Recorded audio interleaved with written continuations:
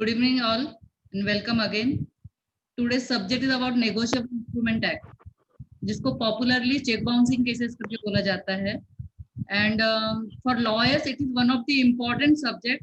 Why I will tell you, because जो पूरा litigation है, 20% litigation in our country is about 138 check bouncing cases.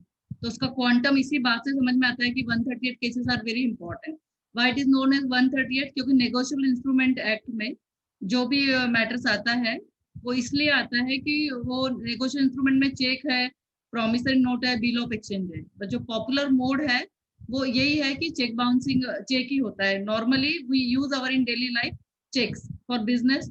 Normally जो होता है कि वो चेक से ही आता है. तो इसके लिए नॉर्मली आपको चेक अगर आपने दिया है और वो बाउंस हो गया है, then you are liable under section 138 negotiable instrument है. तो पॉपुलरली इसको 138 नेगोशिएबल इंस्ट्रूमेंट एक्ट भी बोलते हैं, 138 का केस है ये भी बोलते हैं लीगल पार्लेंस में. Now the base of this जो केस का बेस है, दिस इज वन. कभी भी सुना हो क्रिमिनल में नोटिस देना जरूर नहीं, you can immediately file the case also, but in civil we normally give notices. But जो क्रिमिनल में ये कुछ केसेस है जिसमें मैंडेटरी नोटिस देना होता है.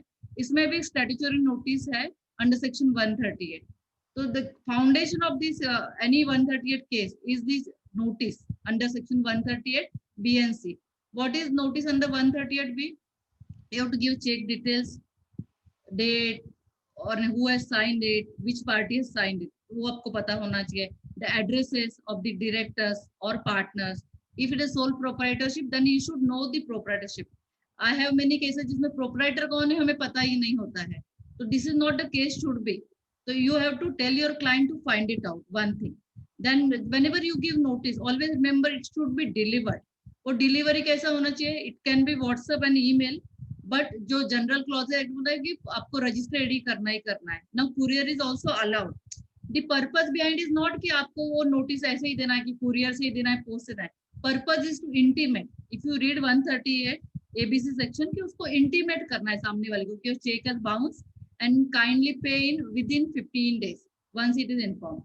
तो ये ingredient of the notice is very important. जब भी आप 138 का नोटिस देते हो, always remember कि सेक्शन जो सब सेक्शन बी है वो बोलता है कि उसको डिमांड करना है, एंड 138 का जो सी सेक्शन है वो बोलता है कि आपको विदिन 15 डेज उनको पे करना है, अदरवाइज वो पिनल सेक्शन में जाएगा and the case will be filed against you. तो this is what you should always mention when you give notice.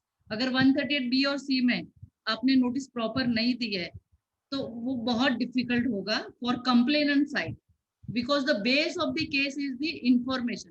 If you have not inform the other side जिनका cheque bounce हुआ है तो फिर बहुत मुश्किल होगा. Signatory of the cheque should be inform.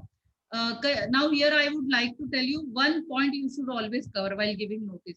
That जो सिग्नेटरी ऑफ द चेक होता है उसका नाम जरूर लिखना है and the company's name. There are cases जहाँ पर कंपनी का नाम लिखा है तो बोले कंसोलिडेटेड नोटिस चल जाता है all director. It is possible see, but 138 cases में if you read all the judgments from since beginning, ये 100 साल पुराना ही एक्ट हो गया ऐसे समझिए. तो अगर आपने देखा होगा तो कभी भी देखा होगा कि अगर 138 में जब भी केसेस होता है तो वो 360 डिग्री टर्न लेता है. एक जजमेंट ऐसे बोल रहा है, एक जजमेंट ऐसे बोल रहा है. Many high courts have difference opinion. तो यू कांट से कि ये मतलब इसको एक जैसा आपको कानून में एक जैसे जजमेंट्स मिल जाएंगे. वन जजमेंट में होल्ड गुड फॉर यू, पर by the time you hold to that judgement, the next judgement of the Supreme Court में कम अगेंस्ट यू. तो ऑलवेज रिमेंबर 138 में सिग्नेटरी को नोटिस देना कंपलसरी है. If you have not given notice to signatory, it is very difficult for the lawyer to handle the case in the court. तो जो भी lawyer अगर आप भी हो तो and complaint will lose the matter. अच्छा, now from the accused side, कभी कभी ऐसा होता है कि नोटिस आ जाती है एंड यू नो कि ये चेक तो बहुत पुराना है, कभी दिया ही नहीं था मैंने. This is a possibility. In those cases what you will do, in those cases you have to reply as a lawyer of the accuse. You have to reply. अगर आपने रिप्लाई नहीं किया है, एंड रिप्लाई में ऐसा नहीं कि वेग रिप्लाई दे दिया I am not liable, you should always say why this cheque was not given by you और why it is not enforceable. तो जो 138 का केस होता है लीगली एनफोर्सेबल डेथ के लिए होता है. अगर आपने लीगली एनफोर्सेबल आपने नहीं बताया डेथ, तो बहुत मुश्किल है कंप्लेंट के मैटर जीतना. In due course of time we will cover what is legally enforceable debt. लेकिन first thing, the first requirement is notice. Notice का एक क्लैरिटी आपको हो जाना चाहिए. Signatory has to be covered, one. Number two, it has to be delivered. ऐसा नहीं कि हमने पोस्ट में डाल दिया. There is also now judgment which says कि उसका लास्ट नोन एड्रेस हमें पता होना चाहिए, उसका हाउसेस में the house where he is to stay या he was staying. If it is sole proprietorship, उसका बिजनेस के जगह पे दोगे, और उसके घर का रेसिडेंस का अगर आपको एड्रेस मिलता है, you should better serve it, because service of the notice is also one thing which will be checked. जब आपका एविडेंस में मैटर जाएगा तो हमेशा ध्यान रखिएगा, एक तो demand of the payment in the notice, secondly if you are for the complainant, and secondly कि वो डिलीवर्ड होना चाहिए notice. Thirdly, one more important point, it should be always, you should always cover the signatory. अगर आपने signatory नहीं cover किया तो बहुत मुश्किल होगा. इस बात को हमेशा ध्यान रखना. Signatory of the cheque is the most important person. There are cases कि सबको अक्यूज बनाया बट सिग्नेटरी को बनाया नहीं, तो signatory is the liable. Always remember, company is also liable but signatory is the main person. If it is not a company, it is a private person, और आपने signatory को नहीं बनाया क्यों? देयर इज अ पॉसिबिलिटी की sole proprietorship है या दो भाई है, आपने बड़े भाई को कर्जा दिया है, छोटे भाई ने चेक दे दिया है, तो उसका लायबिलिटी नहीं बनता. They are two different people. Always remember, you can not cover it. A को आपने पैसे दिए and you can not cover from the B. That is not allowed in the law. Ethically आप बोल सकते हैं कि भाई ने भाई के लिए चेक दिया है, but it is not. Unless it is husband and wife and there are sole proprietorship में ऐसे कुछ केसेस हुए हैं कि वो उनको होल्ड किया गया है क्योंकि wife was having running the business and husband was issuing the check.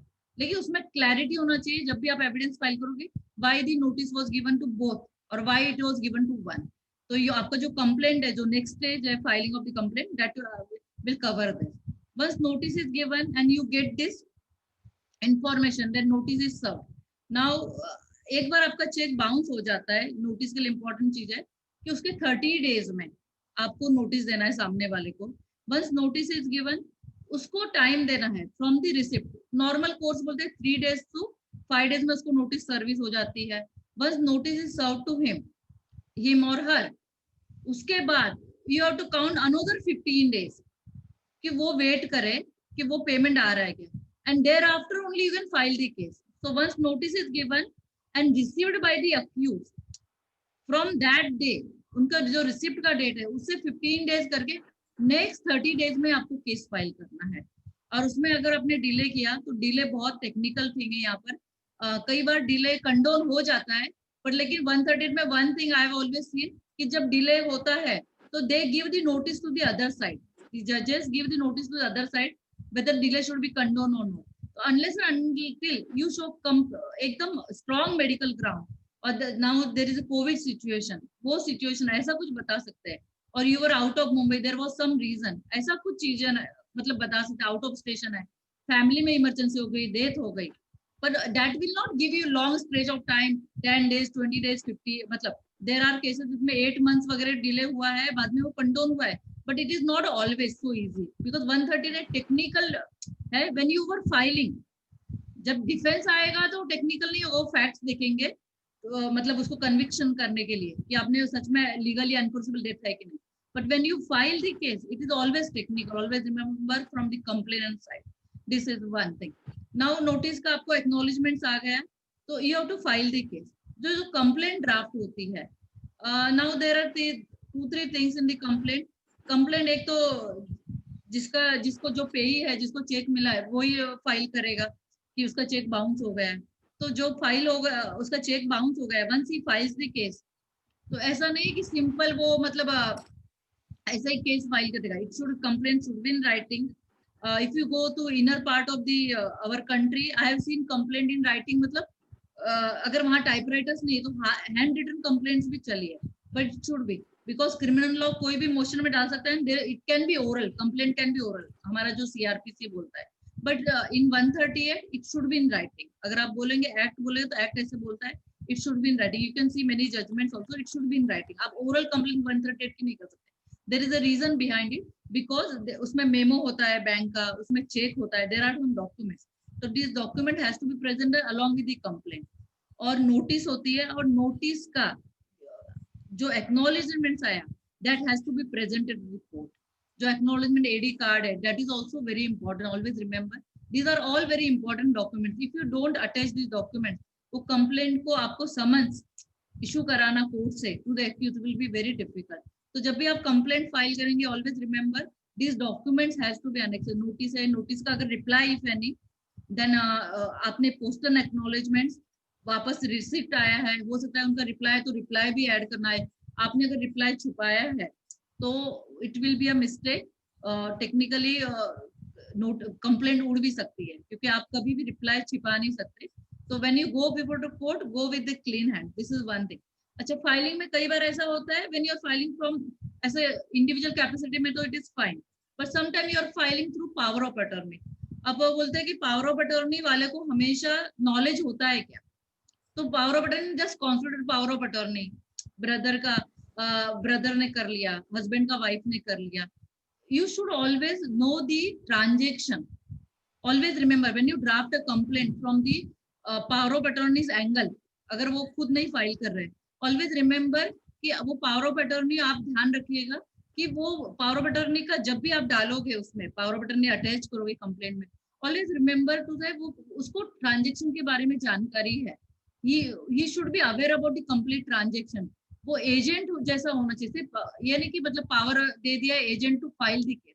He should be aware about the transaction and facts of the case, and he should know कि उसके बीच में क्या हुआ है, ट्रांजैक्शन कैसे रन हुआ है. That he should be aware, and that he should always mention the complaint कि power of attorney formal power of attorney नहीं है. वंस यू आपने फॉर्मल पावर ऑफ अटॉर्नी बताया, तो it will be very difficult for you when you जब case evidence पे आएगा. कई बार पावर ऑफ अटॉर्नी कंप्लेंट जो होती है, अगर पार्टनरशिप फर्म है तो वो लोग भी पावर ऑफ अटॉर्नी देते हैं, या अथॉरिटी लेटर देते हैं. तो in that authority please mention he is aware about the transaction, and the complaint also should have this averment कि the power of attorney holder is aware about the transaction, and better the complaint is signed by the complainant instead of power of attorney unless and until is out of town. क्योंकि जो complaint है वो हमेशा present करता है, वो complainant ही करता है. Now this also takes me to the complaints filed by the companies. जब complaints companies फाइल करती है तो वो resolution कंपलसरी है, और वो resolution resolve here with that Mr. So and so is aware about the transaction, he is authorized to file the case, issue the notices, receive the summons, give evidence. तो वो जो resolution है वो भी complete in all respects होना चाहिए. ऐसे ही simple authorise कर दिया उसको फाइलिंग के लिए. वो रिजोल्यूशन पे भी बहुत बार ऐसे होता है कि 5-6 क्वेश्चन तो क्रॉस एग्जामिनेशन में पूछ लेता है, और कंप्लेंट उस पे मतलब उड़ जाती है, या बोलते डिसमिस हो जाती है, ये कहते हुए कि इनको प्रॉपर अथॉरिटी नहीं थी फाइल करने के लिए. सो when you file the complaint, always remember कि जो कंप्लेंट होती है वो प्रॉपर पर्सन फाइल करे. अगर कंपनी है तो रिजोल्यूशन से फाइल करे, पार्टनरशिप है तो authority letter of the other partners consent to file. तो ऐसे नहीं फाइल करना कि मतलब सिंपल फाइल कर दी है. See always I am telling this, complaint 130 technical offence, इसमें टेक्निकली मैटर्स कई बार मतलब डिसमिस हो जाता है. तो unless and until you are able to show that complaint is filed properly, उसका नेक्स्ट स्टेप आने ही वाला नहीं है. अगर एक बार आपने कंप्लेंट फाइल कर दी है तो summons are served. Now summons के लिए एज आई सेड कि समन्स बहुत इंपॉर्टेंट चीज है. उसमें आपको सर्विस कैसे होगी? तो now it is WhatsApp is allowed, email is allowed. You may have seen over the years कि समन्स कोर्ट का लेने के लिए नॉर्मली जो अक्यूज होते हैं वो लोग अवॉइड करते हैं service of summons. It is very difficult, either they change the home और बिजनेस प्लेस चेंज कर लेते हैं, या फिर किसी ना किसी चीज से अवॉइड कर देते हैं. तो हाउ टू सर्व? तो उनका जिसमें आपका एक्सचेंज हुआ email, on the same email you can send WhatsApp also, that is now permissible. Or also possible है वहां पर कि I have seen one question here, Naik sir, we will take this question in second session, you can ask later on. First session में मैं cover कर रही हूँ.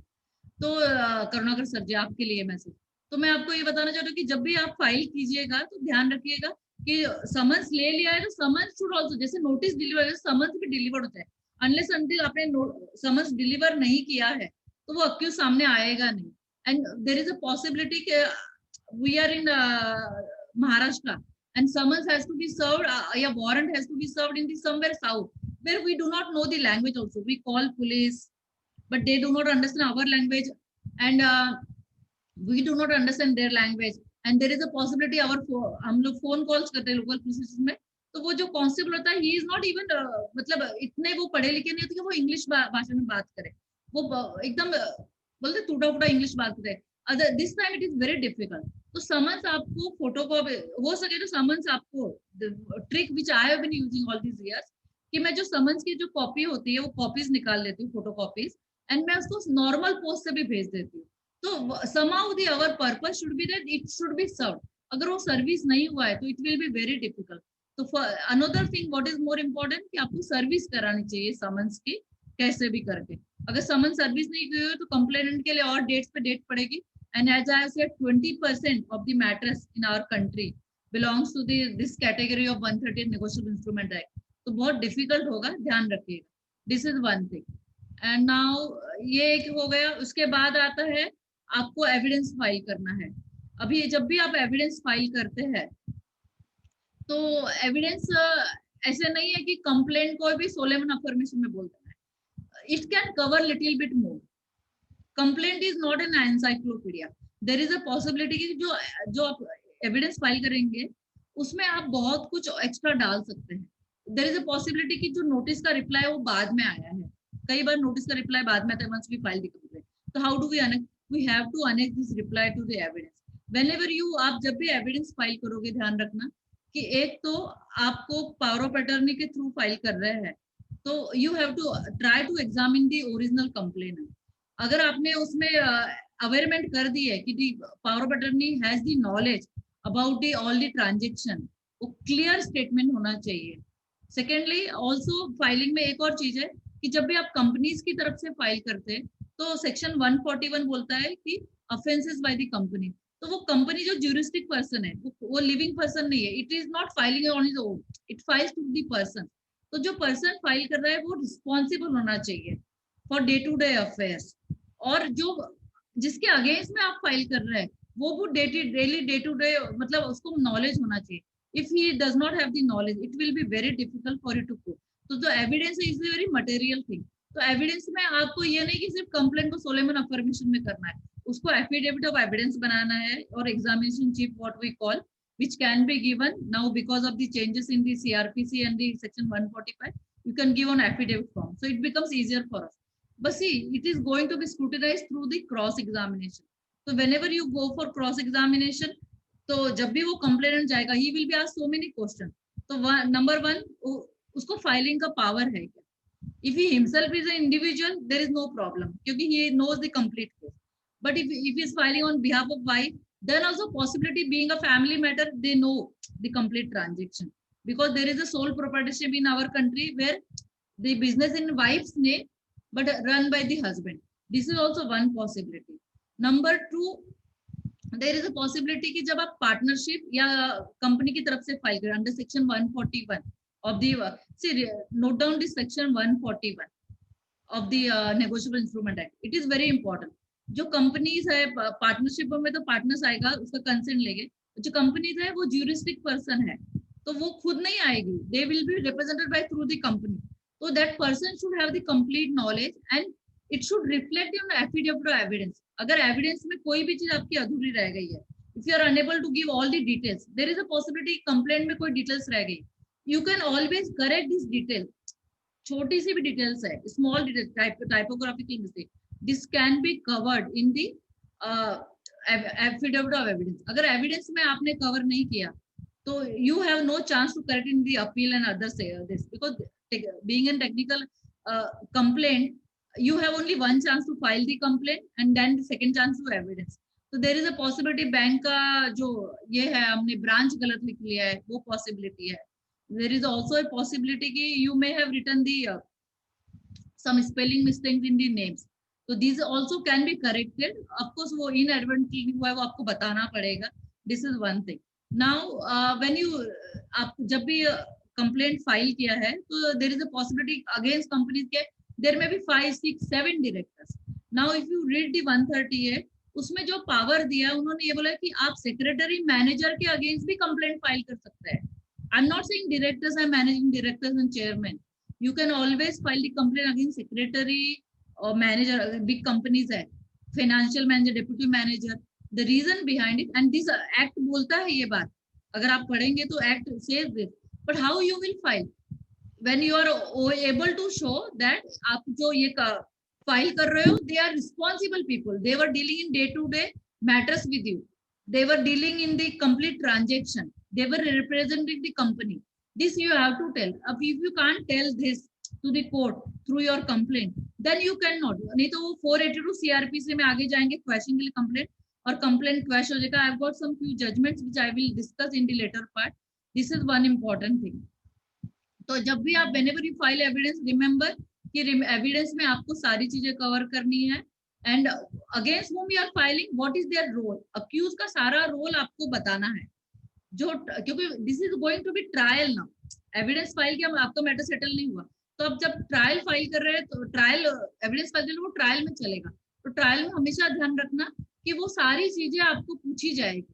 मतलब वो आपका जो कंप्लेनेंट होगा, जो रिप्रेजेंट कर रहा है कंप्लेनेंट को, उसको सारी चीजें बताए. तो इट इज वेरी इंपॉर्टेंट कि जब आप कंप्लेंट फाइल करो तो उसमें कुछ गलती नहीं होनी चाहिए. And when you file the evidence, you should be able to give each and every director जिनके अगेंस्ट कंप्लेन अक्यूज फाइल के, आपको पूरा उसका आपको एक एक चीज बताना है कि इसका रोल क्या है. What is the role given. You have to give one role.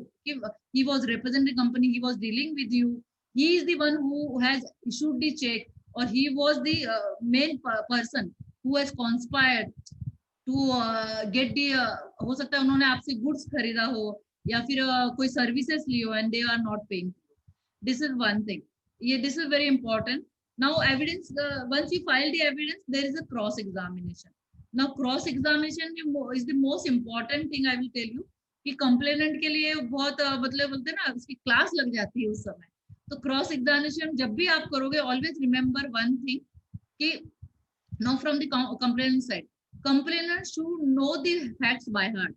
He cannot go here and there. He should adhere to the complaint and the evidence. If there is a possibility, something is there in evidence, but it is not there in complaint, you should be able to answer. As I said, कि there may be a role which you will be telling that कि इसका role इसमें ज्यादा है और आपने वो complaint में नहीं लिखा है, and you are giving that role to the accused of a role in the evidence. That time you should always tell them, complainant should be able to answer कि why there is a difference in the complaint and evidence, and should be able to answer कि with whom he was dealing, how much is the amount. There is a possibility one individual है तो interest का बात करेंगे, तो वो interest है तो वो साहूकार है क्या, उसके पास गुमास्ता लाइसेंस है बिजनेस का. बैंकिंग के जो रूल्स होते हैं वो बोलते हैं कि आप इंटरेस्ट पे पैसे नहीं दे सकते. That is one kind of business. You should have that license. That license is sometime not available. तो सी लॉ से इसकी 2-3 ट्रांजेक्शन आप इंटरेस्ट पे पैसा दे सकते हो. This is one possibility. There is one more thing, बोलते सिक्योरिटी करके आपको चेक दिया था, गारंटी करके दिया था आपको. तो जो अक्यूज के लॉयर है वो cross examination the main question they will always ask you कि आपको सिक्योरिटी करके दिया था, गारंटी करके दिया था चेक. तो गारंटी करके दे, सिक्योरिटी करके दिया, तो security has cheque has to be used और not used. Your complaint should be able to answer this cheque was not security, it was given in लिeu ऑफ द डेथ. जो उनका legally enforceable death है उसके लिए उन्होंने दिया था. तो सिक्योरिटी करके भी अगर आपको सिक्योरिटी करके दिया है चेक, तो कई बार केसेस इसलिए भी उठ जाता है कि this was not supposed to be used for 138 case और for recovering the debt. But then you should be able to tell the court. There was one judgment which came in my reading. वो बोलता है कि security करके आदमी check क्यों देता है, इसलिए देता है कि आपको वो इस्तेमाल किया जाए. क्योंकि वंस एक बार आपका केस खत्म हो जाए, आपका आपने अगर वो accused see they are also smart कि जैसे आप चेक दोगे वो बाउंस हो जाएगा, उन पे केस फाइल होगा. तो नॉर्मली वो लोग चेक देते नहीं है, और चेक दिया तो वो ऐसे डेट का देते हैं या ब्लैंक चेक देते हैं जो आप फिलअप करते हैं. So when you take cheque from the accused, और आपको क्रॉस एग्जामिनेशन में परेशान नहीं होना है, take the filled up cheques always. As a complainant, I will tell you, take the filled up check completely signed by them, and if possible take a covering letter from them. मेरे पास कुछ लोग आते हैं और पूछते हैं कि मैं उसको पैसे दे रहा हूँ और मैं चेक ले लूँ उनसे, तो आई टेल देम कि नॉर्मली आपको पैसा देना नहीं है, देते हो तो वापस मिलना मुश्किल होता है, क्योंकि वो फिर वो डेट देता है, वो सेठ बन जाता है और हम उनके मतलब बोलते हैं ना सर्वेंट बन जाते हैं, और या फिर हर बार उनके पास उनके दरवाजे जाके हमको अपने पैसे मांगने होते हैं. तो always remember, whenever you are giving money to anybody and when that person is giving to check, take a covering letter कि this check is given for the enforcing the date. मतलब in case अगर उन्होंने पैसा नहीं लौटाया तो this check can be deposited and it will be cleared and cash. अगर वो लेटर आपके पास रहा तो 138 का केस हारने का कंप्लेनेंट की तरफ से कोई सवाल ही नहीं। तो देर इज अ पॉसिबिलिटी कि आप ईमेल लिखवा सकते हो। नाउ आई टेल माई, जो मैं कंपनीज के लिए लड़ती हूँ तो मैं उनको बोलती हूँ कि नॉर्मली आप जब भी ब्लैंक चेक लेते हो सके तो ब्लैंक चेक लेना ही नहीं है, सिक्योरिटी करके उनको फिल्ड अप लेना है and take an email from that, this cheque can be use in the future. क्योंकि कंपनीज अगर वो महाराष्ट्र में है और वो केरला में है तो पर्सनली मिलते नहीं, तो they can always send an email that this cheque can be use for the future transaction. This is one possibility cross examination में, कि आपको चेक मतलब सिक्योरिटी बोला जाएगा, गारंटी बोला जाएगा। Now for accused side I would like to tell, ऐसे नहीं कि आप गारंटर करके खड़े रहे तो भी चेक हो सकता है। अगर आप गारंटर करके कहीं भी खड़े रहते हो तो वो हमेशा यूज होगा आपके अगेंस्ट में, और आपको, आप गारंटर है तो भी आपका चेक यूज करके आपको उसके पैसे होने पड़े।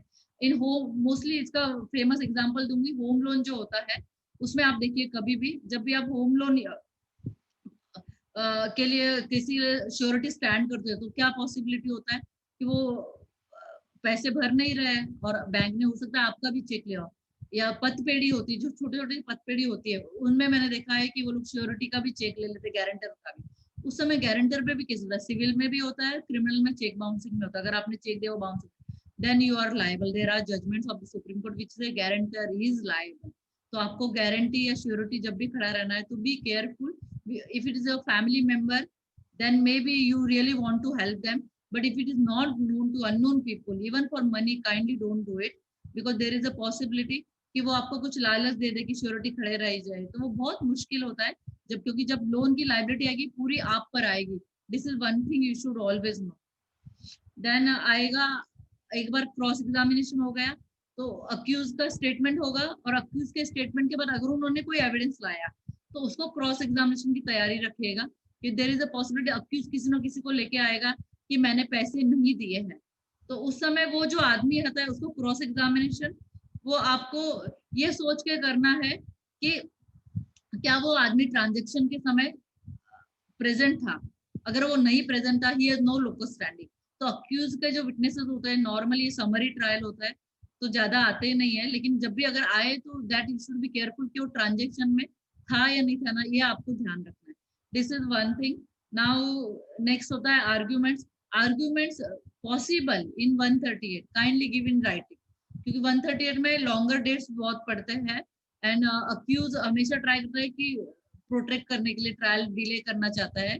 दिस वाज द रीजन कि उन्होंने कंपेंसेशन भी अभी जो अमेंडमेंट आई 2018 में वो कंपेंसेशन की आई 20% की सेक्शन 143 में और 148 में भी आई है कि अपील भी करोगे तो आपको 20% भरने ही भरने।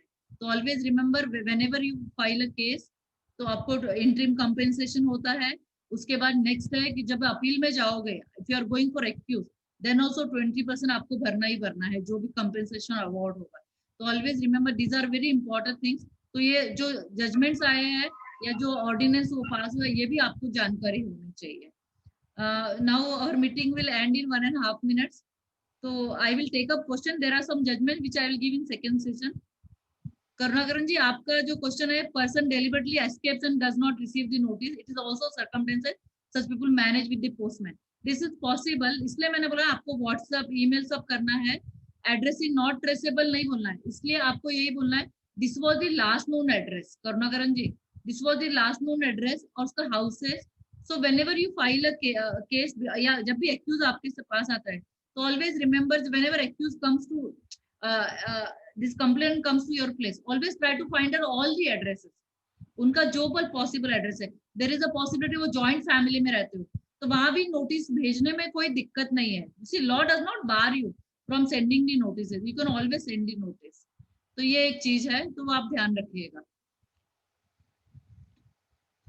देयर इज एक one judgment Anita Hada versus gold godfather वाला, travel tours and travel is 3 bench judgment. It is on vicarious liability. This is one judgment जो बोलता है कि बहुत इंपॉर्टेंट है अनीता खड़ा का जजमेंट कि जब वाइकेरियस लाइबिलिटी होती है वो सब डायरेक्टर्स की होती है। कई बार ऐसा होता है कि कुछ डायरेक्टर्स बोलते हैं कि हमने तो मतलब मैं तो वहां प्रेजेंट नहीं था, आई एम नॉट एक्टिव डायरेक्टर, तो वाइकरस लाइबिलिटी अनीता हेड़ा के केस में बोला गया है कि क्या होती सी अनीता